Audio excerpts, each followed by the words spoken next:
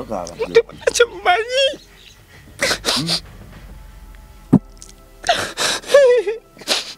Taje. Bagula embuzi ne banjabiza olumbe nga ndi mulamu.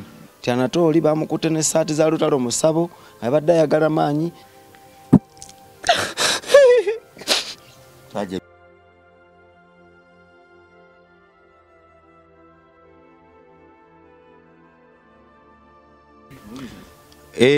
Live kwetuli oba ku Midani Club live kwetuli webale twagala webale tugoberera webale kulondola nsonga webale kwagala nsi yo naye waggulu wa byonna webale kwagala bayimbi bo ekyo nno kizaamu amaanyi kitulagira ddala nti osanga abayimbi ababeegayalirira bankizo nnyo ekitenkanika era nawe omuyimbi yeegayalirira aganya okukola ekituufu ky'olina okukola eri ensi yo ekino kikulaga njo chikola kululwo ne bannayuganda bakwagala era bakukiririzamu ekitenkanika ani mulogo ani musobya byasoberawa bwe tuligenda mu maaso ne bino biritutuusaawa bwe tugendako mu nsi endala ezitusingako Nigeria nze njagala nnyo kubanga njirabye nnyo nga yeeyubula era ndooza njigoberedde nnyo omuyimbi omu bw'ayitawo afuba nnyo okulaba nga abataana bamuli emabega bonna bafuuka baakabi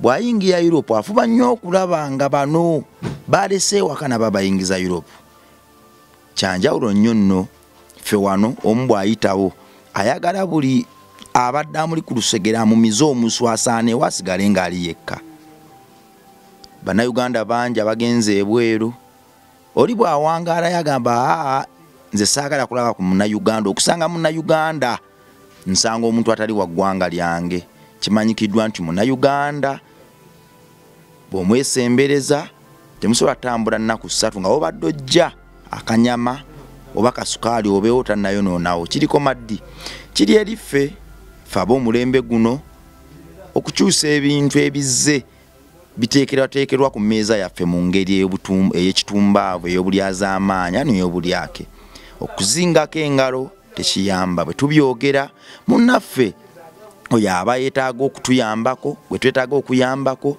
gwe tuba twasobya n'oyo yatusobya osanga akyusa nze nzikiriza nti tuwano kusuga bukyayi nedda abayimbi baffe tubaagala nnyo twagala nnyo industry yaffe era tugiwa nnyo ekitiibwa naye era kiri eriffe okuyimuka ne tutereeza ebitatambula bulungi kiriko maddi buli muyimbi avaayo ogenda okulaba mwezi gumu atandise ebiragalagala agudde eddalu uyo yeetaaga lihabu buli muyimbi avaayo ogenda okulaba yeerangira amalogo noono gwazze naye buli muyimbi avaayo olukuba oluyimba lumu atandika kwambala galubindi kiro kwogera nga atalina lulimi n'ogamba ate munnange ge olulimi baalukusalamu okuva bafuuka sereebu wabaaki okuyambagana music industry kwaggwawo bwe mwatandika bwakusukulumawo kulinnya ne bw'omwegayirira akuyambye mu kantu akatinye ennyo agaana n'azingako emikono paka bw'ozikirira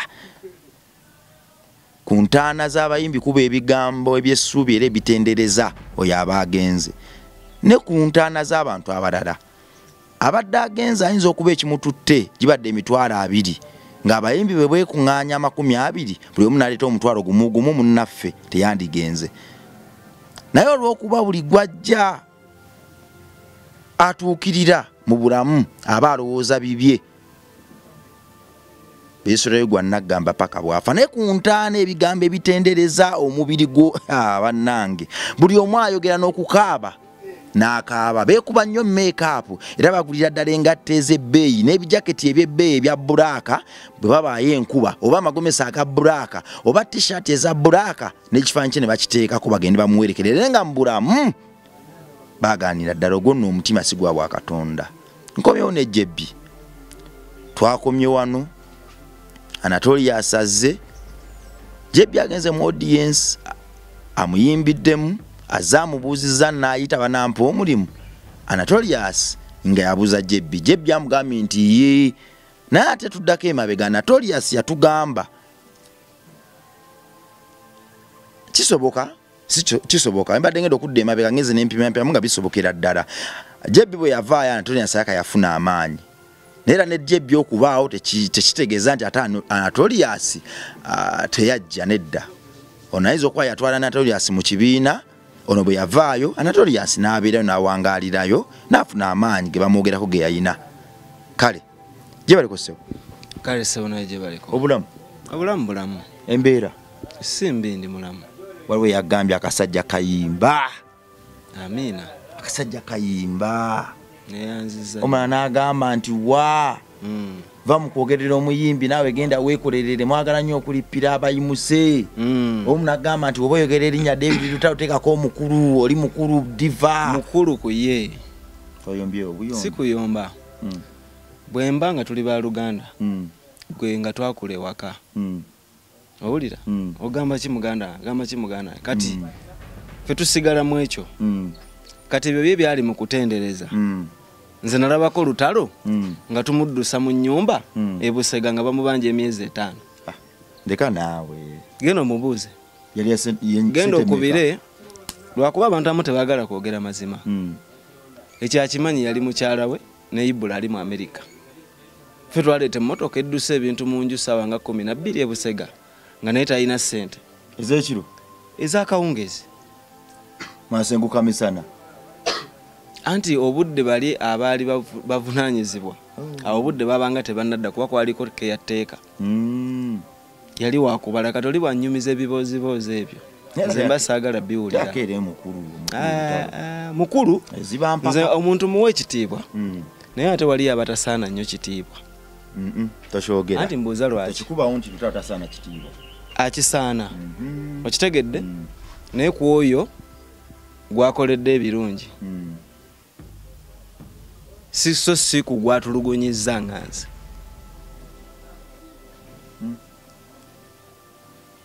Okitegedde nze saagala kunsibako bintu. Kubanga mbuuza lwaki. Saagala buli muntu ali wano. Kubanga lwaki. Nze gwe wannoonyeza. Oza nadde sobola kunoonya abamawulire ebbanga lyemmaze. Abamawulire bameka bemmanyi. Wala yagambye wamma nali neewuunya lwaki omuvubuka oyo bulijjo yasirika. Kyogamba mbadde nga kati wali omuntu ayinza okudda, njagala buli muntu alaba atunula ne yeetegereza. Aleme kuddamu kundowoozaako ng'alina kye njagala Lutalo ampe. Totondo wadde. Si ntondo. Ayo bayinza olowooza bannange yazze ayogere sirina kye njagala kumpa kuba takirina kyasobola kumpa. Nedda. Level zaawukana. Okitegedde?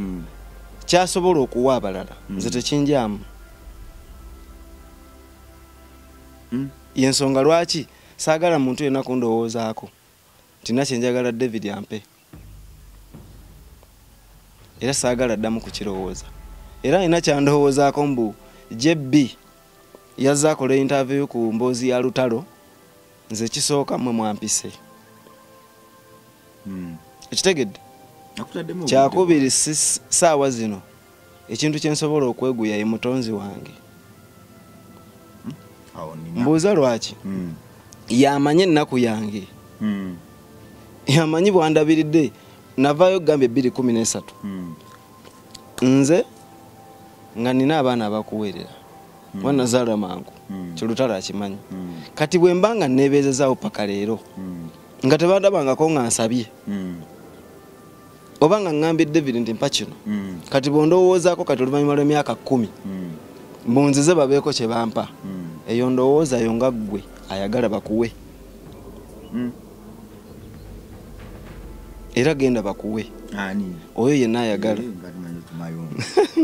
Kati ekyo njagadde nkyogere nazze olunaku lwe wankubira essimu. Ojjukira nti wasooka n'onkubira naye nkugamba kamala okulowooza. Nentwala kumpi wiiki 2. Nga sinakuddira. Noddamu n'onkubira. Abantu basobola okugamba nti ekyakugambya nti kansoke neerowooze wali opanga bigambo. Sina bigambo byempanga. Oyo agamba nti mbipanga waddembo bipangulula. Waddembo okubipangulula. Yebbi. Wangi. Anatolius akubuuziza n'ayimba. Anatolia ambuuziza naye kye njagala kiri kimu kye nsaba. Njagala buli muntu alaba interview eno. agirabe ng'agijjamu olwali tuli serious ajjewo emboozi nez'okunyumyanyumyamu mbu nazze kwogerako asooke yeetegereze bulungi first nga sinagenda kwa Notorious lwaki njogera ebigambo bino nalabe ku comments ku interview gye twakola nga waliyo abalowooza mu nze nazze kuweebwa kumpaaki kyakulumye anti lwaki nakola omulimu ng'endagaano yaffe yali egamba lutalo funa jebbi funa kati kyogamba okuva ebbanga eryembadde nga sifuna mu bye nakolerera asobola okusasula omuwendo gwabyo tendyoke mbeeko kyensaba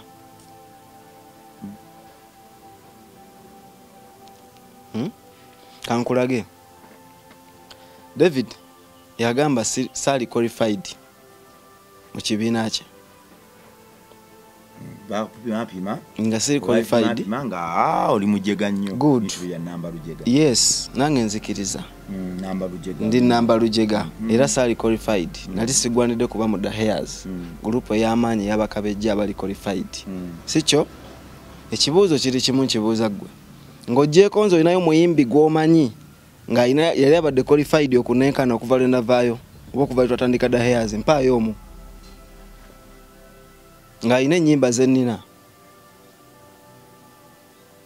kuba nze saakoma ku nnyimba ze nayima na lutalo bwe nava kwe nakuba enju empangise abantu baalumanya n'ennyimba bya ntalo magumba lwembadde nninze n'ennyimba abakazi bambala obubina soko nyimbiremu bya ntalo magumba nkyakumenyera nnyimba nkulaga bantu baleme kulowooza mbu ezo ennyimba zonna abantu bazimanya n'ennyimba muwalaggala ennyumba otegedde bulungi muntu yenze waliwo lunyumira n'ennyimba ekirooto kyakafeero waliwo lunyumira awo owuliriza bulungi ekirooto kyani kyakafeero ezo zonna siri mu the hairs kasenyanku nga tolutuukako anti lwe lupya kati lutrendinga no nkulaga ennyimba nze wa okulaga nti saagala muntu kulowooza munaye bwe wayimba ennyimba nzirina ate ng'ezisinga mukama ataddeko obusobozi bwe ku busobozi bwange bwe mbadde nga neebaza mutonzi wange n'abo abawagizi abambeereddengawo n'abantu sekinnoomu abaalaba obwerufu bwange nze atali qualified mu kibiina temulimu muyimbi annenkana kati yo omulungi ennyo David Lutalo gwe muwaanawaana mbusime mukulu Lutalo wammwe nze temumunsibaako mumanyi nnyo okubasinga naye akimanyi kati bayimbi ki baatutumudde abalala kubanza ekyannyamba nali nsobola okweyiyiza ennyimba njagala agambe nti yaziwandiika nampita nze nafuna emiramwa gyange kitegeeza njagala kale agambe nti yampulomotingirako lumu okujjako olw'ebulaaya yannyambayo nampaayo emitwalo 10 nzijukira emitwalo 10 nga ne audio yali wa mitwalo 4 endagaano yali nti endagaano yaffe bye bituufu kubanga omulimu nga bwe nakunnyonnyola luli nze nnyini kirowoozo kigukola oli awakana balowooza mu njagala seeguya kintu na kimu kuba mbaddewo nze mmanyi kati omuntu alowooza mbu nazze wano munaye Lutalo ampeyo talina kyasobola kumpa kuba kangeze David waba alina miliyoni 2 owulira nga zaalina mu byobugagga bwe nze nteekeddwa okubaayo n'emitwalo 7 kati abale percentage y'obugagga bwe bw'alina oba asobola obwawuzaako percentage gyenjogeddeko ndyoke ndaba abalowooza mbu alina kyasobola okumpa asobola kati bw'okikubyamu akafaananyi kati bali tubaveeko tudde ku lugendo lwaffe nga badde n'enzira oluyimba omwana w'e Buddu this time ina oluyimba olw'amaanyi era ddala mwana w'e Buddu obanga bannamasaka imanirabidde naye waliyo bannamasaka tulina amaalo zonna nnyimba zange omwana w'e Buddu mubangi gwe nnoze zonna zange watukudaaliramu kati nina saawa zino kasenyanku kati soko nyimbiremu kali byantalo magumba nyimbiramuko ennyimba zizo wabbanzibe leero mbadde nsabo nyimbiremuko okuyimbira nja kuyimbira waliwo paati eri ennyumira omulaba akalevu nyimbiramuko wali oli kunze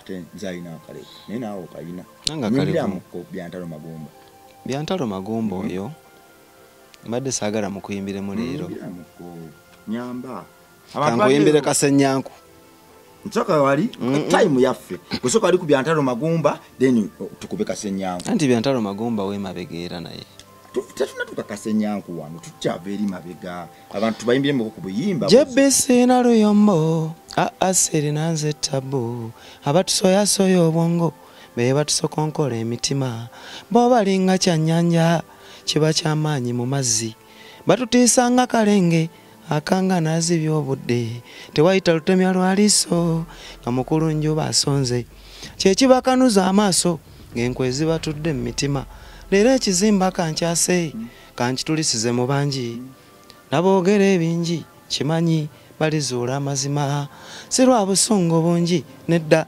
zize kwanja nsonga ezindi ku mwoyo nga zinnumidde ebbanga muli zinsonsomola ku mwami Byantalo Magumba waliwo wadde njagala oyimbe naye kikulu oba oyimba ate ofunya nnyo feeso ntiiso obanga ayagala otunkube eŋŋumi sekinkanga buli bwoba oyogera bwotyo tonkube eŋŋumi osiba nnyo emitaafu akati nsako nyimbire kali kapaati kange kali akakalevu kanyimbira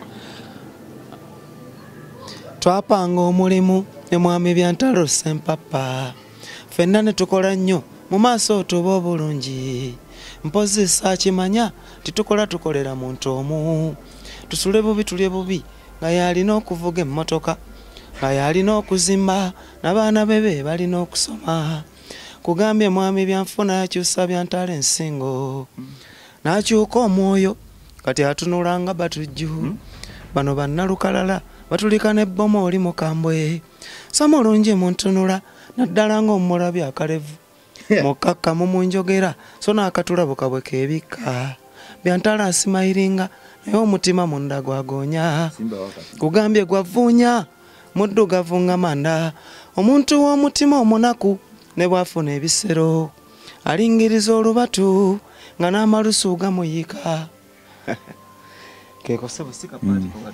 ako kayimba kusinziira ku ntegeera yange waliwo kayimbira lutalo ate obuzaabuza ato MRLife ekitufudde ab'enjawulo tetubuzaabuza obusungu bwakujjula bwe yakukubira abantu kayimba kagundi bano bayina emitima luyimba lukadde nga atandise okulaba otandise okweyingiza mu bintu bagamba kino okola kino naye tujja tutuuka waawo tugende wali Anatolius ajja omugambo ogenda kufuna omulimu yes mwangamba nafuna omulimu muganda wange manya abantu b'enkweke kwabo beeyogeza nga bakulaga nti balungi nnyo nje kyovola saagala kwewoomereza ankyawe kubanga sirabangako nti jebbi abagenda okunkyawa abannumirirwako tugende wali omugambi ojja kuyiira okitegedde anti nze Anatoli nakugambye abo bonna saagala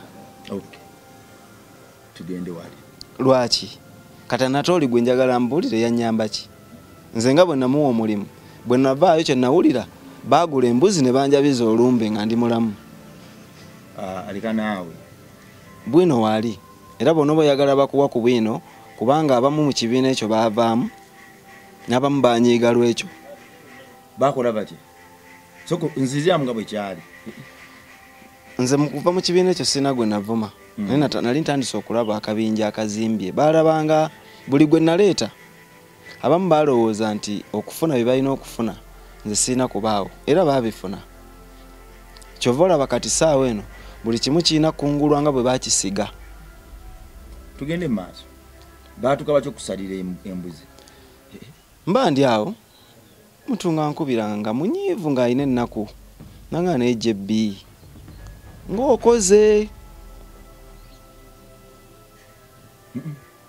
bwe wagenze wavumyani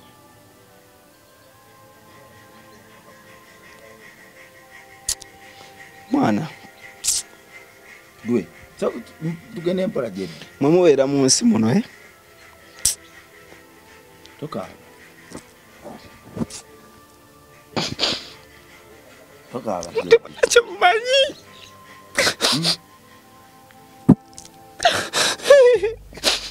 Saje bitokaaba.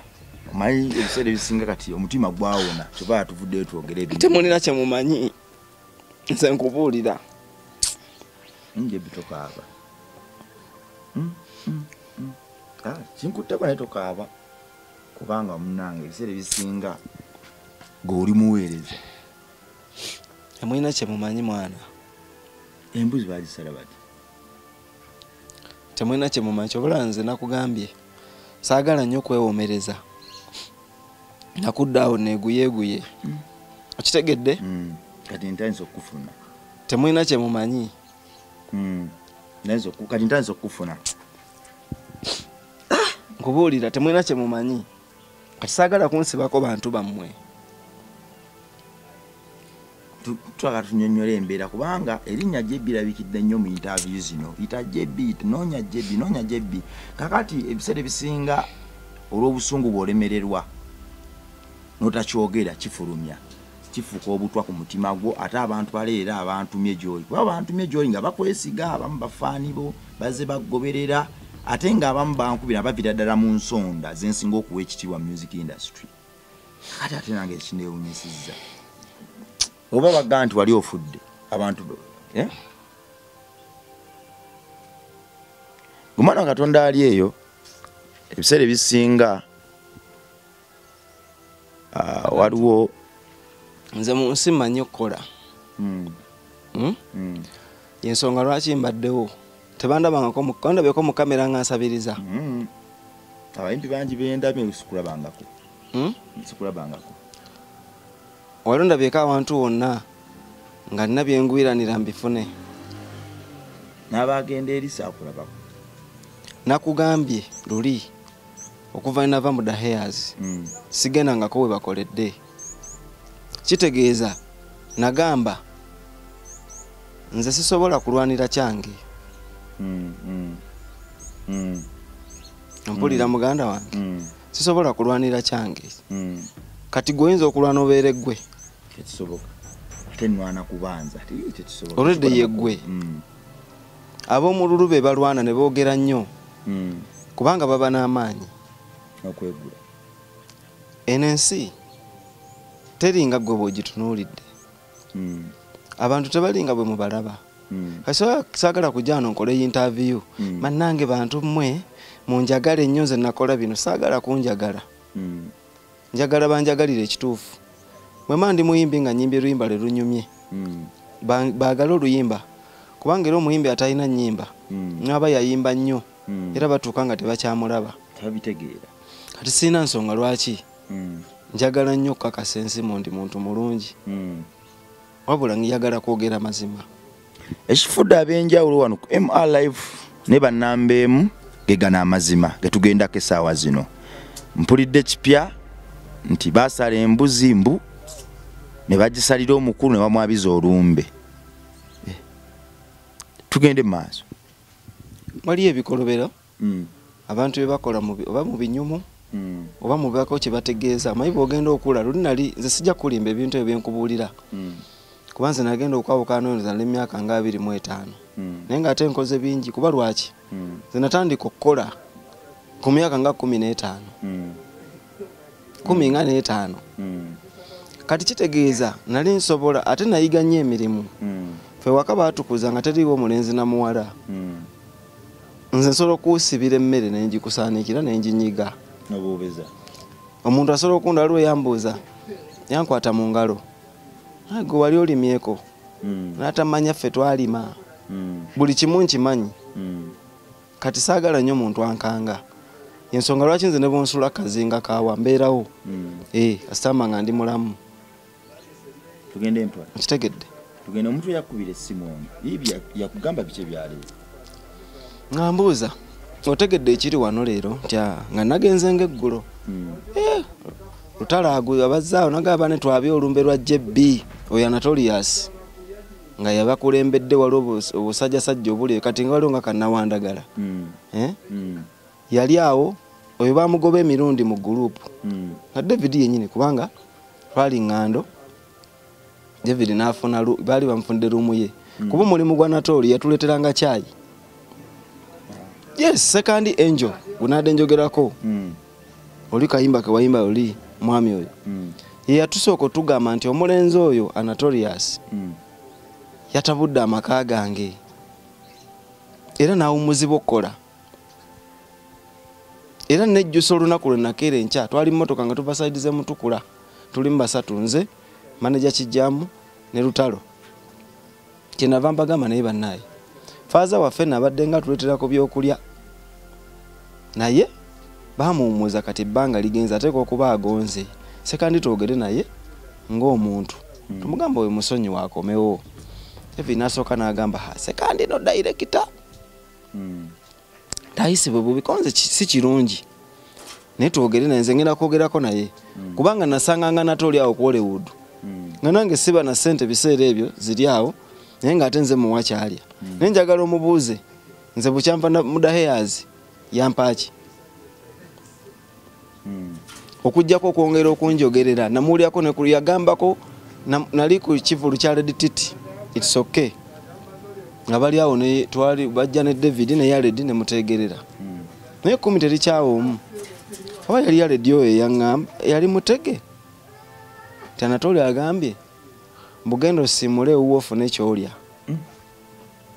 nze nali setax era nagamba sadda mu kigambo nagamba kale nja kugenda nsimuleyo naye kikulu nze sibasabanga kuba balabanga bo bamaanyi mufe bibakola nga batandise notujeregera mukama abawanguza era n'abawanguza nawuliranga ebivulu extra launch zino za Anatoli kati natya nnyo okulaba akatambi nga Anatoli yazwa gwali gwa 2 mu covid awo nawulira ku radio Simba ti Anatoli bamukutte ne saati za Lutalo musabo abadde ayagala maanyi nendabanga baawukanye mu mbeera ezo naye nga atefe balumiriza obulogo ne batuwayiriza ensi ekyo tekyogedde kuba Katonda asala mazima kati saagala muntu anteekako bigambo bye nakunsibako bantu ntumbo nina kyennoonya noonya bampa eki